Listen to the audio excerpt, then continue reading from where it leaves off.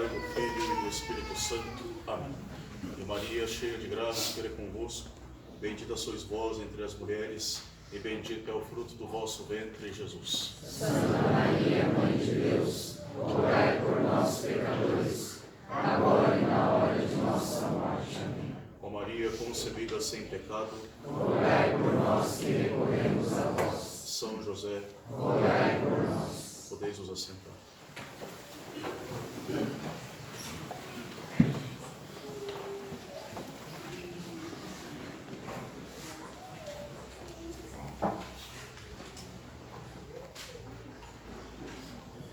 Eis que levavam a sepultar um defunto, filho único, cuja mãe era viúva. O Evangelho deste domingo retrata um milagre, um dos milagres de ressurreição operados por Cristo em sua vida e que nos rapporta o Santo Evangelho. Nosso Senhor, acompanhado de seus discípulos, ele entra pelas portas da cidade de Naim, quando ele topa com um enterro que saía da cidade rumo ao cemitério. E na porta da cidade de Naim, aquela multidão que acompanhava Cristo, aqueles homens que acompanhavam Cristo, topam com esta outra multidão que saía sepultando um cadáver. Dois cortejos tão distintos um do outro, um que levava a alegria, outro que levava o choro. Um cortejo de morte, outro cortejo de vida em plenitude. Esses dois cortejos se encontram nas portas de uma cidade. No cortejo de vida estava nosso Senhor com seus ensinamentos que apontavam o caminho da salvação. No cortejo de morte se destacava uma mulher que tinha já sua condição de viúva e perdera ali justamente o único filho que ainda sustentava os seus dias. Ela seguia, podemos dizer que ela seguia o cortejo com um aspecto tão arruinado de perder um filho. Somente uma mãe sabe o que é perder um filho, e sobretudo perder um único filho e ficar depois sozinha, uma vez que o esposo já estava falecido. E ela estava tão arruinada, mas tão arruinada pela tristeza e pela dor, que nosso Senhor, no seu cortejo de vida, não soube resistir diante desta miséria e agiu com uma grande misericórdia.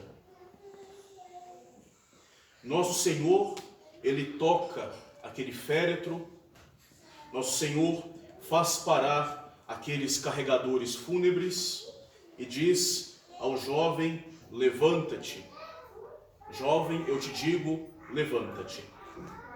Nosso Senhor, ele ordenou com aquela segurança de que ele seria de fato obedecido naquele momento e obedecido de forma infalível. Nosso Senhor mandou. E como aquele jovem estivesse simplesmente dormindo, ele obedeceu às palavras de nosso Senhor e se levantou imediatamente do sono da morte. Um cortejo de morte encontra o cortejo da vida em abundância e só pode gerar ali vida. Vida. Este fato, primeiramente, nos mostra que nosso Senhor, ele é Deus, e é um Deus bom, misericordioso, que se compadece das nossas misérias. É um bom pastor que sempre está à procura com seu cortejo de vida em busca deste nosso cortejo de morte, em que muitas vezes nós nos encontramos espiritualmente. Nosso Senhor vem em busca de nós com seu cortejo de vida. ele vendo o estado lastimável em que nós estamos, muitas vezes de tristeza e de dor, ou ainda olhando para as lágrimas da Santa Igreja, que chora a desgraça da alma de seus filhos, nosso Senhor se compadece da Igreja, se compadece de nós e vem em nosso encontro com um cortejo de vida, como um bom pastor que vai em busca das ovelhas perdidas para nos dizer: levanta-te, levanta-te, vem abraçar a vida em plenitude. E não somente é um Deus bom, né? Não somente nosso Senhor, Ele é bom, mas Ele é Deus. E como Deus, Ele manda também na natureza. Como Deus, no Evangelho, os Evangelhos nos apresentam isso bem, Ele cura as nossas enfermidades, não só espirituais, mas também físicas, mas também corporais. Nosso Senhor expulsa os demônios, nos livra da dependência do maligno. Nosso Senhor, Ele dobra a nossa vontade mais dura. Nosso Senhor, Ele vem esclarecer a nossa vista mais obcecada com a ação da sua graça para nos levar à humildade, muitas vezes através dos infortúnios e humilhações da nossa vida. Ele dobra a mais dura cerviz, Ele quebra a mais dura cabeça com a ação da sua graça para nos levar à conversão. E também nosso Senhor, Ele trata ainda, como nos mostra o Evangelho, com este mal do homem que nós herdamos do nosso primeiro pai, por causa do seu pecado, que é o mal da morte. Nosso Senhor nos dá a verdadeira solução para a morte. Nosso Senhor nos dá o verdadeiro motivo para suportar as perdas e mesmo um dia a nossa própria morte, nos preparando para ela.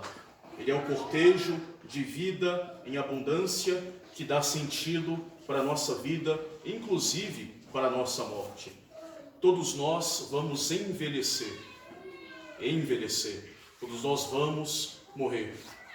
Nós podemos corrigir a nossa velhice de várias formas, mas mesmo assim nós passaremos por ela, não tem como evitar. É uma coisa que está na nossa natureza. Nós iremos morrer como consequência do nosso pecado. Todos nós temos este terrível destino e que é uma humilhação para nós. Um homem orgulhoso vai voltar para o pó. Isso é uma humilhação para o nosso orgulho. A pior das humilhações para nós é a morte. Para nos mostrar, você não vale nada. Não vale nada, nós não valemos muita coisa, né? Nós não valemos muita coisa. Cadê os nossos bens? Onde está o nosso orgulho? Onde está nosso orgulho ferido? Onde está a nossa vaidade depois da morte? Não sobra nada. Sobra pó e não mais do que isso. Nós seremos diante de Deus nus, com as nossas virtudes ou com os nossos vícios, os nossos méritos ou os nossos deméritos, com o que sobrou de graça, de mérito, para ser premiado na glória, ou que sobrou de pecado para ser punido eternamente também. Eis a nossa condição humana.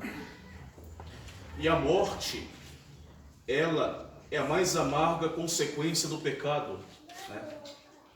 Nosso Senhor Jesus Cristo, Ele vem também nos livrar da morte, como Ele faz no Evangelho, através das ressurreições, e da sua própria ressurreição.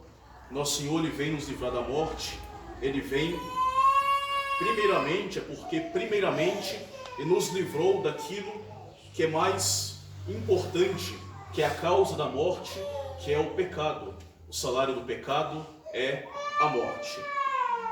Nosso Senhor, Ele é o Redentor que nos redime da culpa e da pena, e assim nos livra dos nossos pecados para nos livrar da morte eterna. O Senhor diz de si mesmo: eu sou a ressurreição e a vida. Nosso Senhor, Ele que dá a vida para a nossa alma, também tem o poder de dar a vida para a nossa carne. Ao Senhor que ressuscita a nossa alma através dos sacramentos, também Ele dará para nós um dia a ressurreição da nossa carne. Nós não deveríamos morrer. Deus, Ele criou o homem como um ser composto de corpo e alma.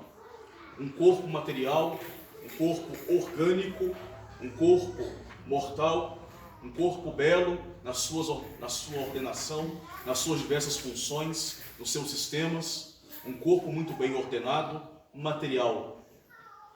E Deus infundiu nesse corpo, no meio da nossa concepção, uma alma imortal, uma alma espiritual imaterial, uma alma criada para o nosso corpo, criada para o meu corpo específico. Para cada corpo, Deus criou especificamente uma alma. E esta alma, ela forma com este corpo uma perfeita unidade. Forma um homem completo, forma um homem perfeito. De tal forma que essa é a primeira consequência que nós podemos tirar, que neste mundo, uma vez que Deus criou o homem como um composto, o homem deve agir enquanto um composto. Neste mundo, uma alma não pode agir sem o seu corpo e um corpo não pode agir sem uma alma. Um cadáver não pode agir por si mesmo. Também uma alma separada do seu corpo também não pode mais intervir no mundo. As histórias de fantasmas é besteira. O homem age no mundo enquanto composto, enquanto corpo e alma. Uma alma não pode agir no mundo sozinha, nem um corpo sozinho pode agir no mundo. Ninguém foi a um cemitério e viu os corpos andando de um lado para o outro. Uma alma também não vai acontecer a mesma coisa. Pode haver certos casos de milagres, que são muito raros, raríssimos, por uma permissão divina, mas de forma comum, corriqueira, um corpo, um ser humano só pode agir enquanto um composto de corpo e de alma. Deus, Ele criou o homem então corpo e alma, uma alma espiritual, imortal e um corpo mortal. Mas esse corpo mortal no início, ele fora sustentado pelo dom da imortalidade, um dos dons preternaturais que Deus dera ao ser humano no início da humanidade, concedido aos homens por beneplácito, por bondade de Deus, sem mérito nenhum, concedido para Adão e para a sua descendência. E esse dom de imortalidade estava ligado estritamente ao dom sobrenatural da graça divina. O homem conservaria a sua alma na graça de Deus, conservaria a sua semelhança com Deus pela graça, assim teria também assegurada, como consequência, a vida do seu corpo. Ele tem a vida divina, a vida da alma, teria também a vida do seu corpo. Passado o tempo da sua vida terrena, o homem participaria da vida de Deus para a eternidade, gozando da visão do próprio Deus. Portanto, Deus não criou o homem para que ele morresse, mas tivesse sempre a vida e uma vida eterna. Mas, no início, desde o princípio, não foi assim. Todos nós conhecemos a história da salvação, a história da queda e a história da redenção. O próprio demônio, o primaz inimigo da humanidade, por inveja do homem, que lançou o homem nas garras do pecado e da morte. Quando induziu os primeiros homens àquele pecado famoso de desobediência contra Deus, usando da arte da enganação, que levou a ser chamado de pai da mentira, dizendo ao homem e à mulher: não morrereis. Dizendo à mulher: não morrereis. a primeira mentira que o demônio falou para o homem: o pecado não terá sua consequência, a morte, não morrereis. E essa primeira mentira do demônio, ela foi desmascarada também desde o início, porque o homem se viu despojado dos dons preternaturais, despojado da graça de Deus, despojado do dom da imortalidade. Estava em graça, era imortal. Ele pecou, deverá então morrer. Daí São Paulo diz: o salário do pecado é a morte. O salário do pecado é a morte. E ele teve de escutar de Deus aquela sentença que permanece, que deve permanecer audível até hoje, até o fim do mundo, para todos nós. Lembra-te, homem, que tu és pó, e para o pó retornarás. Lembra-te, homem, que tu és pó, e para o pó retornarás. Os dias do homem são como a erva do campo, que vai secar e vai perder os seus dias. Iremos envelhecer, chegará também o nosso tempo.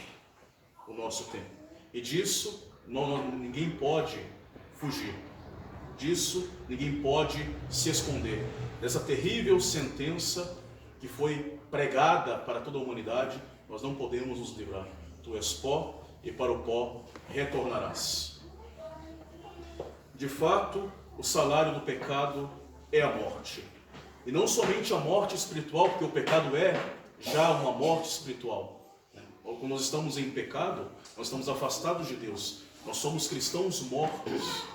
Nós não temos a vida de Deus na nossa alma, que é a graça. Mas também, o pecado tem como consequência esta morte material, essa nossa humilhação, essa desintegração do nosso corpo, nosso tão belo corpo que muitas vezes cuidamos com tanto esmero. Também consequência do pecado, esta humilhação da desintegração do corpo, voltando ao pó.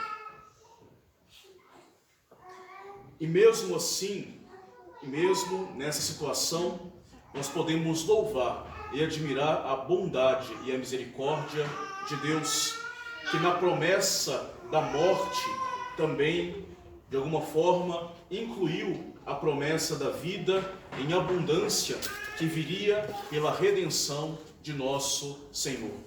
Aquele cortejo de morte do início da humanidade encontrará um dia o cortejo de vida da cruz de nosso Senhor Jesus Cristo. E assim como o pecado não teve vitória sobre nós, sobre as nossas almas, não terá vitória perpétua sobre nós, porque nós somos redimidos pelo sangue de nosso Jesus Cristo, que nos dá os meios, sobretudo os sacramentos, para nos livrar das nossas misérias e pecados. Também, como consequência, a morte não terá uma vitória eterna sobre nós. Nosso Senhor, Ele vai redimir-nos da causa e depois também combaterá o efeito. Também, e assim como nosso Senhor ressurgiu um dia dos mortos para não mais morrer, também Ele chamará os nossos corpos um dia, nossos corpos sepultados, para se reunirem para sempre a sua alma, para tomarem de novo aquela alma que foi deixada. E nós não tomaremos uma outra alma, nós tomaremos aquela mesma alma, nosso corpo tomará aquela mesma alma que ele recebeu de Deus no dia da nossa concepção.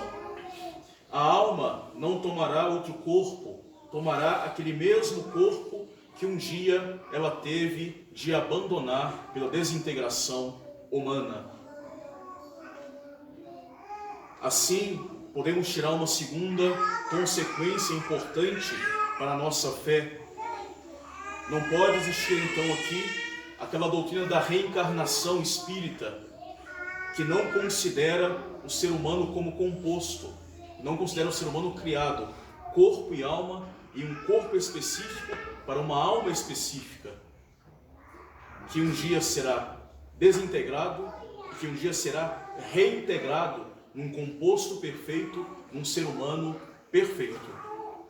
Assim, não condiz, não combina, nem com a natureza humana, nem com a doutrina católica, essa doutrina da reencarnação. Nós não podemos reencarnar e tomar novos e novos e novos corpos. Nós tomaremos o mesmíssimo corpo que nós um dia deixamos no nosso sepulcro. E assim nós rezamos no final do nosso credo e com muita convicção e com muito sentido, bem cimentado na natureza humana do homem composto, eu creio na ressurreição da carne. Eu creio na ressurreição dos mortos. A ressurreição é uma verdade de fé. A nossa natureza grita pela ressurreição. A natureza desintegrada grita pela ressurreição. Um homem criado como composto quer ser outra vez o composto. A nossa alma, separada do nosso corpo, clama outra vez pelo seu corpo. Nós cremos na ressurreição da carne, naquela mesmíssima carne que um dia abandonaremos para abraçar, ainda que imperfeitamente, a eternidade. Foi o próprio Cristo quem nos revelou no Evangelho: virá a hora em que todos os mortos ressurgirão, os que fizeram bem para a ressurreição da vida eterna, os que fizeram mal para a maldição eterna. E esta ressurreição dos mortos pregada por Cristo e pela Igreja é garantida pelos milagres de ressurreição operados por Cristo nos santos evangelhos, dos quais um é citado no Evangelho de hoje. E também garantida pela própria ressurreição de Cristo. O mesmo Cristo que ressuscitou dos mortos também nos ressuscitará. Este mesmo Cristo que ressuscitou o filho da viúva de Naim, o Cristo que chamou Lázaro da sua podridão, o mesmo Cristo que se ressuscitou a si mesmo dos mortos ao terceiro dia, para não mais morrer ele também um dia chamará os nossos corpos mortais e nos dará outra vez a imortalidade. É preciso que no último dia os nossos corpos ressuscitem, para que justamente o homem criado como um composto de corpo e de alma, ele retome esta sua perfeição de estado de composto como ele foi criado. E para que julgado por Cristo e tendo recebido a glória e a punição já para a sua alma, ele também receba um dia também para o seu corpo. Aquele mesmo corpo que o ajudou a pecar, ou que ajudou a fazer obras para a vida eterna, obras meritórias para o céu, esse mesmo corpo também deverá receber a sua glória ou a sua punição. E assim, enquanto o homem completo, homem perfeito, homem composto, como ele fora criado, ele possa ser feliz eternamente com a sua alma ou com o seu corpo na glória eterna, ou ainda infeliz, caso pecador obstinado, infeliz na sua alma e no seu corpo pela eternidade. Esta realidade nossa da morte é dura. É dura. E a Igreja nos coloca nesta última época do tempo em verde, até o mês de novembro, em que se meditará com mais amor e com mais intensidade o mistério da morte, a realidade da morte humana através dos ritos de finados. É dura esta realidade da morte. Ao mesmo tempo, é dura, é firme a esperança e a certeza desta nossa ressurreição. E uma ressurreição diversa para os diversos tipos de morte. Nós um dia ressuscitaremos. Eu creio na ressurreição da carne. Nós um dia ressuscitaremos e podemos ter a certeza de como será a nossa futura ressurreição, segundo for a nossa relação atual com a nossa morte. Eu tenho consciência da minha morte? Qual é a minha relação com ela? eu vou abraçá-la com toda tranquilidade, porque eu sei que eu estou na graça de Deus, porque eu estou com a consciência tranquila, ou não está tão tranquila assim. E a minha ressurreição será, de fato, bela se minha relação com a minha morte ou com Deus for bela. Será ao contrário ruim se for ruim a relação com o dia da minha morte. Nós podemos dizer que nós estamos aqui para morrer. Nós morreremos para ressuscitar. Aquele mesmo Deus que disse ao homem, tu és pó e para o pó retornarás, também um dia, no último dia, dirá para os nossos corpos sepultados, lembra-te, ó pó, que tu é homem, que voltarás a ser homem. Voltarás a ser homem. Esta meditação da realidade da morte que a igreja já coloca nesse domingo, 15º domingo depois de Pentecostes, é uma meditação muito cara para a Santa Igreja, muito importante, que nós vemos na vida de muitos santos que meditaram, souberam na sua vida meditar corretamente a morte. Não para levar um desespero, mas para levar uma esperança, para levar uma mudança de vida, para levar a uma certeza da ressurreição. Nós vemos a pregação de tantos doutores da igreja e vemos, sobretudo, no conselho daquela sabedoria divina: pense nos teus novíssimos e não pecarás. Pensa que um dia terá a morte. Pensa no céu. Pensa no inferno. Pensa no purgatório. Pensa no teu julgamento diante de Deus e não pecarás. Tua vida será um pouco melhor.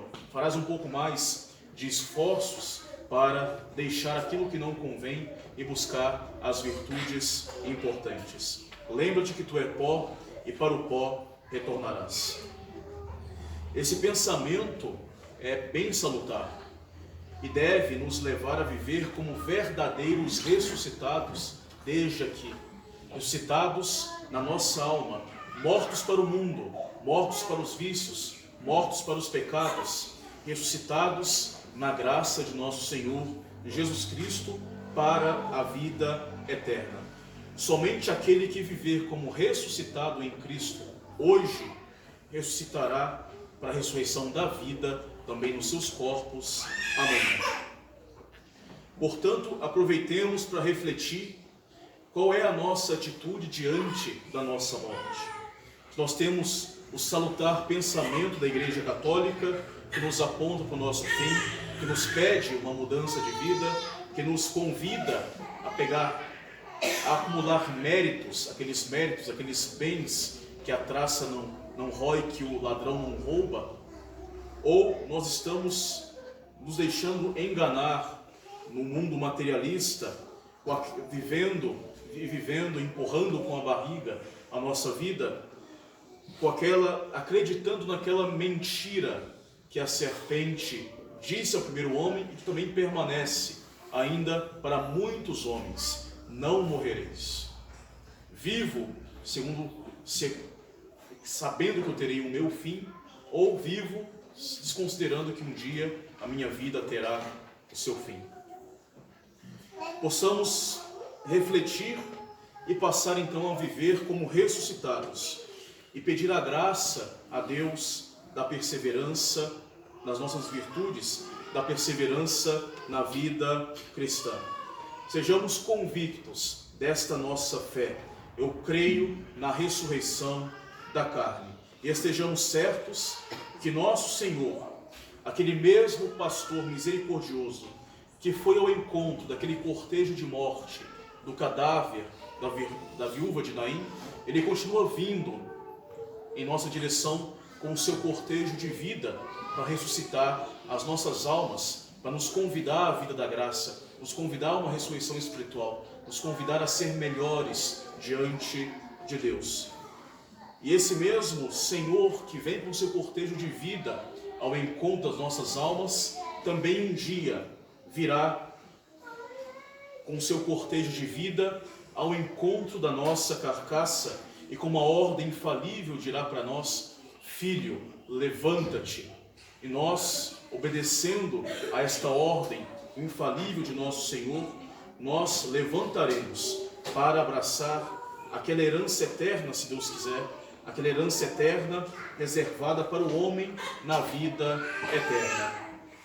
Se assim nós desejamos ser esta a nossa ressurreição, possamos então já acolher em nossa vida este cortejo de vida do Cristo ressuscitado, esse cortejo de vida do Cristo que vem trazer para nós a vida em abundância, e vivamos desde hoje como verdadeiros ressuscitados.